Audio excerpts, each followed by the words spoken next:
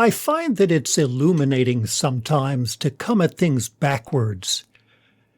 For example, when I give a workshop for teachers on the importance of caring classroom communities, I ask them to imagine that they've been commissioned by some satanic foundation to destroy any sense of community, that sense that kids might have that they belong, they feel safe with others. If they took that money, how would they go about destroying that sense of community? The answers that people come up with are often quite insightful and disturbing because, of course, they're listing practices that are very common in schools. What to do becomes clear after we think about what not to do. I want to apply that same backwards thinking approach today in thinking about interest in reading and how teachers might destroy kids' desire to pick up a book for fun. Now, interest in general is very important. Intrinsic motivation makes life worth living when you're doing things you find worthwhile in their own sake. And in the context of learning in schools, kids' desire to learn drives excellence at learning. Teachers should ask about every practice, but how will this affect kids' desire to learn? And if practices like homework or grades or lecturing or whatever are likely to make kids less interested, well, that's a pretty powerful argument against them, even if they have other benefits. So too for the desire to read, expressed as reading for pleasure. There's overwhelming evidence that it provides a range of academic benefits. One study said, children who see reading as a desirable activity tend to read more frequently and thus develop better reading skills. Okay, so today's mischievous thought experiment. What if we wanted to destroy kids' desire to read for pleasure? The 8 most effective ways that teachers can snuff out interest in reading. Today on Kohn Zone, I'm Alfie Kohn. So the bad news is that reading for pleasure already seems to be pretty rare and getting rarer among both kids and adults. Let's start with adults. An August 2025 study made use of a data set called the American Time Use Survey. Nationally representative group of people, about 10,000 or more, every year are asked to recall everything they did in the preceding 24 hours. So this study looked at the data and looked at reading for personal interest as one of the activities people might have engaged in, including ebooks and audiobooks, but not including, as far as I can tell, reading on your phone. And they did this from 2003 to 2023. You ready for the results? A slow, steady decline. In 2003, about 1 in every 4 adults had read for pleasure at some point during the preceding day. By 2023, that was down to about 1 in 6, 16%. Those who did do some reading read for about an hour and a half, but because so few people did it, the overall average of American daily reading for pleasure was 16 minutes. They found about the disparities you would expect by income and education level. Other studies have found similarly discouraging news in the UK and Australia. In 2022, a census study found that less than half of U.S. adults reported having read 1 or more books during the preceding year. And that percentage, too, has been declining gradually over the years. As for kids, the National Assessment of Educational Progress, NAEP, when they test 9-year-olds and 13-year-olds, they also ask them a bunch of questions about their activities and their schooling. And one of the questions is, do you read for fun almost every day? Among 9-year-olds in 2012, a little over half said yes. That was down to 39% about 10 years later. 13-year-olds started off lower, 27% in 2012. 10 years later, only 14% of 13-year-olds, pretty comparable to adults. Why? Why is reading for pleasure so rare in this society? Well, the answer that comes to mind, most people's minds, most quickly for this and virtually everything else that is unhappy in our picture of our society, is social media, screens. And I say maybe. I have to admit I'm pretty skeptical of the methodology behind a lot of those sweeping assertions that blame everything bad on this, especially among kids. I don't think a lot of the claims by Jonathan Haidt and a conservative psychologist with a history of dubious claims about young people named Jean Twenge really hold up. There may be something there, but first of all, I don't know of any solid evidence that causally connects the two. More social media equals less reading for pleasure. And, social media sometimes actually promotes reading. There's a whole section of TikTok called Book Talk, for example. The two things are not inherently mutually exclusive. Also, the rates of reading for pleasure were not that high even before social media arrived on the scene. So at best, it explains a portion of the decline in the last few years, but it doesn't explain why that's low to begin with. I mean, it's common sense. There are only so many hours in the day. If you're doing a lot more of one thing, you have less time for other things. But straightforward displacement doesn't hold up. A number of years ago, I looked very carefully at research on TV watching and its effect on many things, including academic achievement and reading. And there were 3 really solid studies that looked at what happened when TV came to a particular area for the first time. One was done with a city in England, one was a town in Canada, and the third one was the entire country of South Africa that didn't get TV until the 1970s. And the 3 studies failed to support the idea of straightforward displacement. Reading dropped at first when TV arrived, but then it tended to rebound. And other research, meanwhile, has shown little or no impact of TV viewing on reading skills or school achievement once you hold constant other variables. So it may be the case that with social media too, the point is that people read and they watch TV or use social media for different purposes. They serve different needs. So we wouldn't expect one necessarily to be responsible, more of one to lead to less of the other. But it's possible. More powerful, though, and a point made by some of the TV researchers, was that the most important influence on the time that kids spend with books isn't time watching TV or probably social media or other technology. It's how much time their parents spend with books. Of course, it's hard to tease apart the parents modeling reading for pleasure from characteristics of the parents, like their income level or their education. But something about family or family background seems to have an effect. But so too do schools. How kids are taught to read and to view the act of reading, that's what I want to focus on here. And I want to do it backwards. So, teachers, if you wanted to destroy kids' interest in reading, how would you do it?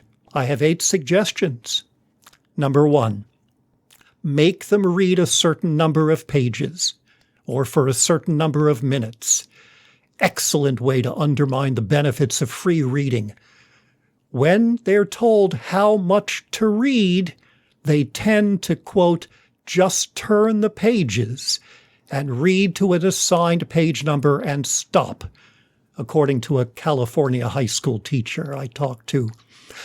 And when kids are told how long to read, which is more common, an assignment with younger students, one parent said this: "Our children are now expected to read 20 minutes a night. What parents are discovering, surprise, is that those kids who used to sit down and read for pleasure, the kids who would get lost in a book and have to be told to put it down to eat or play or whatever, are now setting the timer and stopping when the timer dings. Reading has become a chore, like brushing your teeth." Unquote. And if you really want to take the joy out of reading, don't just force kids to read a certain amount, make them keep a reading log. Even make the parents sign off on the reading log so the parent becomes an accomplice in destroying the kid's interest in books. I've heard from teachers who swear they would quit teaching before they would do something that destructive again, as forcing kids to keep reading logs. But even without the log, if you're telling kids it's got to be this many pages or this many minutes, reading is no longer fun in their minds. Number 2, make them write about everything they read. Here I'm just going to quote one of our real treasures in this field, in the field of literacy, a woman named Regi Routman, who's written a number of books on teaching English and language arts. Here's what she said: "Think about the last time you read a book you loved. Imagine how you would have felt if you had been required to write a book report or a summary that had to include the main idea and supporting details, or if at the end of chapters you'd been required to write answers to questions. For myself, that would have been enough to turn me off to reading the book. And if that practice persisted throughout my school career, it would have taken me a long time to become a reader in the true sense, one who chooses to read for my own purposes. In fact, that is exactly what happened to many of us and what continues to happen to our students." So, second way to destroy interest in reading, make them write about it. Number 3, isolate them. I'm going to speak for myself here. I have been in the same book group for 40 years. I can't believe this much time has gone by. I meet with these folks about once a month, once every 6 weeks. We read mostly fiction, and you know what? I shudder to think how few novels I would have read over that period, and how much less pleasure and insight I would have derived from those I did manage to read without the companionship of my fellow readers. Well, it's the same for kids. Good teachers know to create literature circles and other ways of helping students to create some sense of community of readers. So, if you wanted to turn kids off to reading, you would want to avoid innovations like that and have kids read and write mostly on their own. Number 4, tell them what to read. Everything should be about your instruction. It should be your decision by when they have to read it, how they're going to respond to it. 2 earlier episodes of this podcast dealt with this question more broadly about the significance of giving kids more say about what they're doing. So I'm not going to belabor that again here. All I would ask you to do is think about the effect on your enthusiasm as a teacher in the face of mandates from above, and you'll realize how quickly you can extinguish kids' excitement about reading by making sure you're deciding what they do, what book they read, and so on, rather than leaving it to them. Number 5, start with little kids by teaching them to read by focusing on phonics. Did you ever hear those radio ads years ago for a commercial program called Hooked on Phonics? My first reaction was to laugh at this, as if any member of our species has ever gotten hooked on the CR sound. You don't get hooked on phonics. You get hooked despite phonics. You get hooked on real books that you've chosen, ideally. So I'm going to devote a separate episode of Kohn's own to this issue. For now, I'm just going to say the following. A landmark report in England a few years ago found that kids' reading proficiency and their desire to read tend to suffer when direct systematic phonics instruction is overemphasized with young kids. Contrary to claims by the partisans of a propaganda movement called, falsely, the science of reading, who, by the way, almost completely ignore the question of motivation to read for obvious reasons, given the tactics they're proposing, there is no convincing evidence that the loss of enthusiasm that kids suffer from an overly phonics-based, skills-based approach to learning to read is offset by higher levels of reading proficiency, especially with regard to the most important aspects of literacy, which involve not just being able to recognize letters, but comprehending what you read. The Literary Research Association put it this way: the idea that there is a settled science that has determined the only approach to the teaching of reading is simply wrong. Evidence does not justify the use of a heavy and near exclusive focus on phonics instruction, unquote. Most kids don't need much, if any, explicit phonics instruction. And even for those who do need it, it should always be nested in the reading of real books. Teaching skills, yes, when they're needed, but the primary focus is on meaning, not merely on word-sound correspondences.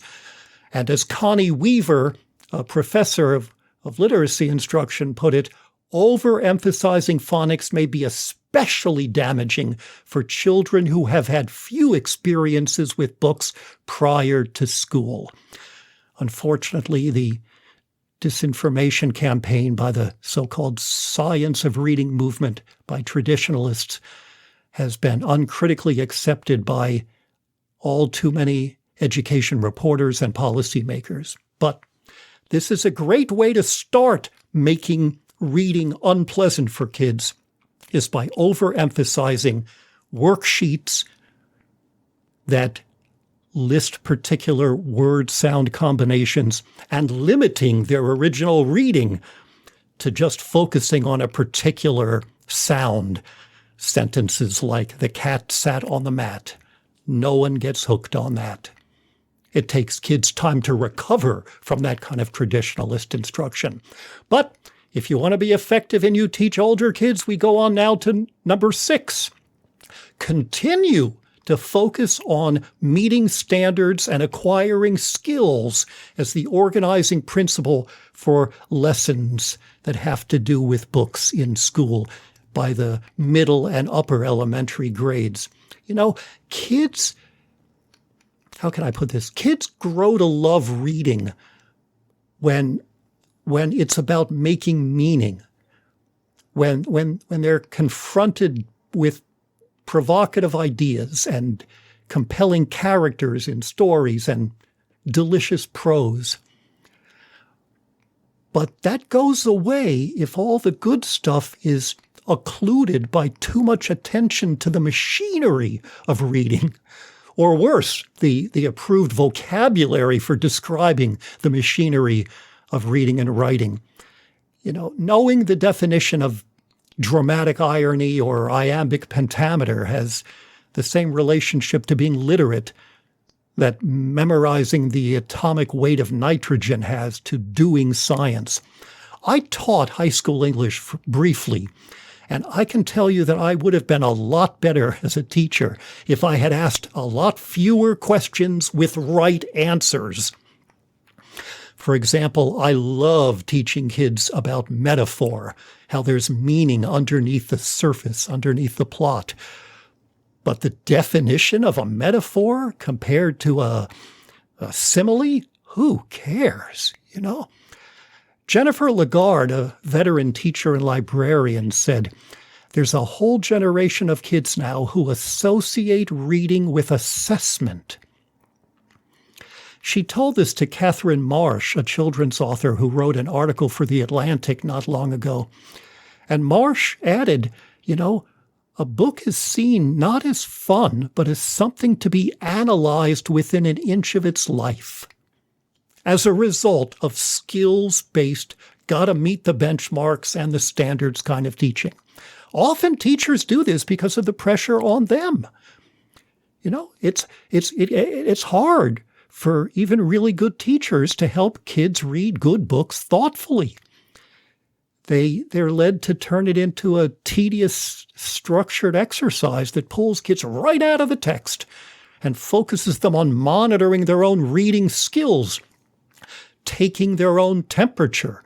You may remember in an earlier episode, I talked about the overwhelming evidence showing the detrimental effects of getting kids too focused on how well they're doing as opposed to what they're doing. Well, boy, is that true for reading, making kids do passage analysis. So it's not about the story, and kids learn reading isn't fun. It isn't even supposed to be fun. It's something you slog through. Sometimes they don't even get to read the whole story because the curriculum is so focused on the skills. They only read these fragments and so on. A number of teachers, I hope, still do this, but certainly used to do something called DEAR, D-E-A-R, which stands for Drop Everything and Read. What a glorious tradition in elementary and sometimes middle schools where at a certain time, everybody puts down everything they're doing and everybody picks up a book they've deliberately brought, including the teacher, and they just sit there and delight in reading the book together. So this one teacher was asked if she was still setting aside class time for that purpose, and she said, "We haven't been doing any reading since we had to start preparing the kids for the reading test." Nancy Atwell, who has guided many of us in thinking about reading and writing and also middle school education, put it this way: do not risk ruining the reading of stories by teaching children to focus on how they're processing them. And since we're coming at things backwards today, turn that around. If the goal is to kill kids' excitement about reading and ultimately their proficiency at it, make it all about the skills. Number 7, reward them for reading. A study in 2008 found that kids who got some kind of goodie for reading subsequently became less interested in reading. The only exception in this study was that kids who got a book as a reward remained as interested in reading as those who got no reward at all. In 2010, another study, this one in the Journal of Educational Psychology, found that children who read for extrinsic reasons, to get somebody's approval, to get a good grade, to get a T-shirt, to get any kind of reward. Children who read for extrinsic reasons, quote, have poorer reading skills than do children with lower extrinsic motivation. And this is distressingly durable.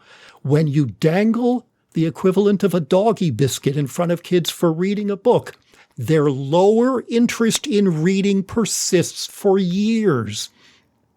That same study found that an extrinsic orientation in 4th grade produced kids who were still weaker readers in 6th grade, even if you held constant their original level of literacy skills. The most effective way to destroy love of reading is to use some elaborate commercial program like the god-awful one called Accelerated Reader. In a multi-district study of that commercial program, kids whose elementary schools used Accelerated Reader were less excited about books by the time they were in middle school than those whose elementary schools had been free of that program. In fact, it's triply flawed. It changes what kids read, because they're now going to pick only the books that are good for the points that will get them a reward. That's what Accelerated Reader is all about, using extrinsic motivation, artificial inducements to get kids to read. And if they read certain books and pass a quiz on them, then they're eligible for a prize.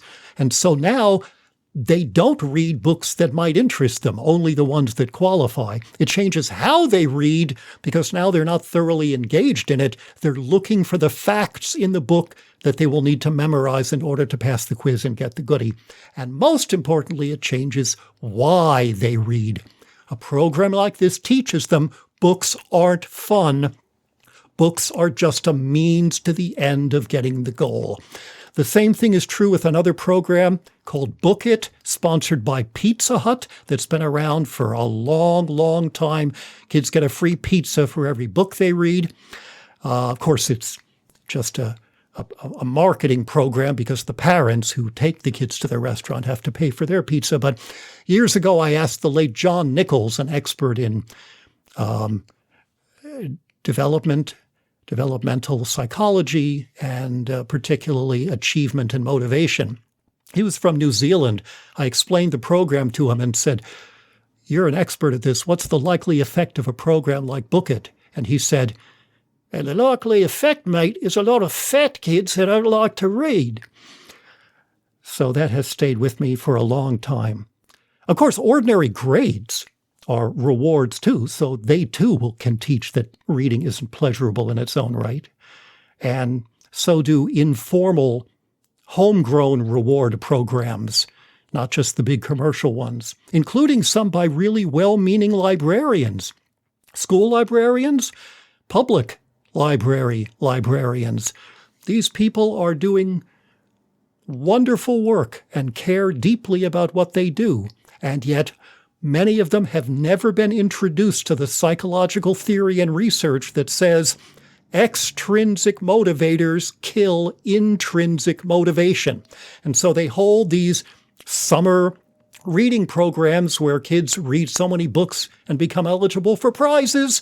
And as a result, we lose the kids as readers. John Spencer, a middle school teacher who became a professor, put it this way: reading is rewarding when there's no reward for reading. I would print that up as a poster. And finally, number 8, prepare kids for tests. Just as a grade from a teacher can kill interest in reading as effectively as in an organized imported incentive program, so a quiz given by and written by a teacher can be just as effective as a standardized test in undermining excitement about learning. But it's not the test itself that does the damage.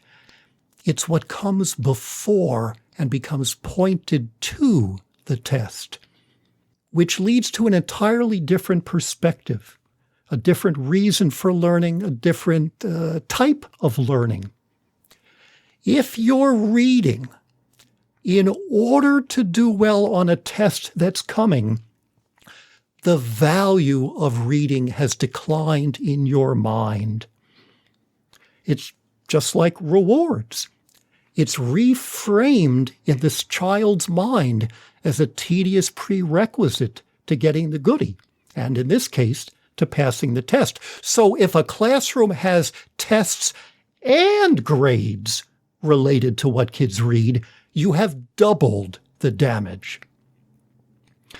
And if the tests and grades are mostly focused on memorizing facts and mastering mechanical reading skills, well, you've won the triple crown at creating a room full of non-readers. So that's how to maximize the chance that kids, independent of any effects possibly from social media and independent of what's going on in the home, will grow into adults who are unlikely to pick up a book for fun. Obviously, we're coming at it backwards here. Our goal is the opposite. For parents, you want kids to be excited about books, show them how excited you are about books. And teachers, it's just the inverse of everything I've been saying.